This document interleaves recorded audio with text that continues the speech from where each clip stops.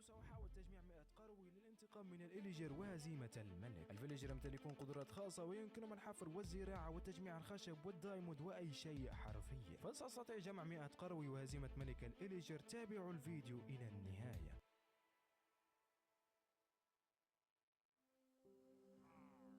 وات؟ أنا وين؟ انت محبوس هنا بسبب انك ما دفعت الضرائب للإليجرز. ما كان عندي إمرالد أساسا، كيف راح أعطيهم؟ ولا اني حبسنا ظلم هنا، بالغالب بكل الحالات راح تم اعدامنا. ها؟ يا عم تعال نطلع بس. يوري دير بالك، ترى هو وراك. أوه. احنا مراقبين، انتهى امرنا. في ذي اللحظة فكرت في الاستسلام للأمر الواقع، ولكن عندما تفقدت المكان من حولي رأيت الآيرون جول. اسمعني، عندي خطة ممتازة. الخطة هي أنه أول ما يتم إطلاق سراحنا سأضغط على الزر لأحرر الآيرون جول، ووسط الفوضى سنتمكن نحن من الهروب. فما هو رأيك؟ اظن انا شوي اسمعني، نحن ميتون في جميع الأحوال، لذلك دعنا نخاطر.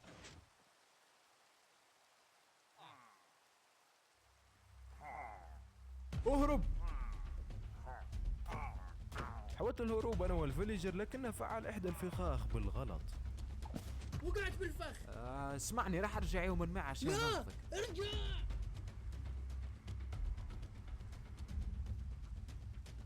حسنا، الآن إما القفز والمخاطرة أو الاستسلام للأمر الواقع، والصراحة ما أتوقع أنهم راح يخلوني أعيش إذا مسكوني.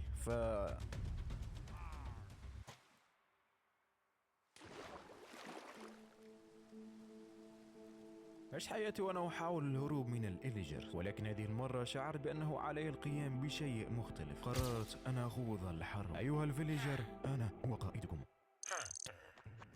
حسنا، أولا دعوني أوضح لكم مدى صعوبة تجنيد الفيليجر. كي تستطيع تجنيد فيليجر واحد عليك أولا بشراء هذه البلوكة بالإمرالد، وبعدها تستنى لك واحد من الفيليجر عشان ياخذ له شغل المحارب. والحين عشان يكون في صفك لازم تعطيه إمرالد، يعني باختصار لازم أجمع كمية كبيرة من الإمرالد، أكبر حتى مما تتخيل. وبما أنني حرفيا ما عندي ولا شيء فراح أشتغل لساعات تحت الفيليجر عشان أحصل إمرالد. وأول شيء فعلته هو أني زرفت الويت بالقرية وبعته مقابل إمرالد. الصراحة الكمية لا تكفي نهائيا لتكوين جيش، ولكن لحسن الحظ يوجد هذا القروي. هذا القروي إذا كنت ما تعرف يشتري ستيكس مقابل الإمرالد، يعني حرفيا جلس بيع له قمامة مقابل شيء ثمين. فالخطة الآن هي أني راح أشتغل مزارع وحطاب وعامل مناجم عشان أتقايض مع هؤلاء الثلاث فيليجرز. بنيت لي مزرعة صغيرة وجمعت خشب وجمعت فحم ورحت بعتهم للقرويين. وبعد ما أتى الليل رحت النوم وأفكر فيما الذي يخبئه لي الغد.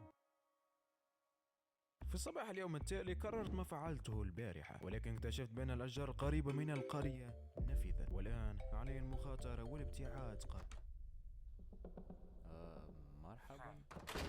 صراحة نظرات ذلك الفيليجر تقول أنه لا ينوي خيرا، لكنني قررت تجاهله. فزي ما انتم شايفين شباب، الخشب خلص حرفيا. ممكن أخلص على بيوت الفيليجر فاهم، لكن ما أريد هذا الشيء، فخلونا نبحث عن خشب في مكان آخر. أدري أن الموضوع فيه مخاطرة كبيرة، لكن الغابة هنا يعني قريبة، أتوقع أن الموضوع في السليم.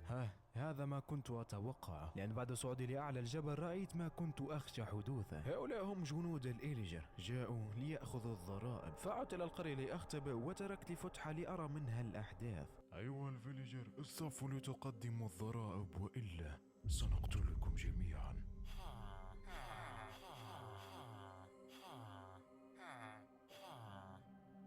أنا ما عندي إمرالد. حسنا، إذن جزاك هو الإعدام. سنأتي في الغد كذلك لنأخذ الضرائب. لا أريد أي أحد أن يتخلف عن الدفع. الآن بعدما اكتشفوا القرية سيأتوا لأخذ الضرائب يوميا، وعلي أن أحذر كي لا يكتشفوا وجودي. عدت لخطة العمل كمزارع وحطاب وعامل مناجم، واكتشفت بأنه بعد ما تطور هذا الفيليجر وأخيرا صار يبيع بلوكة رجل القوس. اشتريت البلوكة والآن حان وقت تجنيد أول فيليجر في صفي. أوكي يا شباب، اشتريت البلوكة من ذلك الفيليجر فاهم، والحين خلينا نجربها يعني. تعال يا ابني تعال اشتغل. كأن رأسه صار أصغر شوي. أوكي الحين لازم أعطيه إمرالد عشان ينضم لصفي، فتفضل.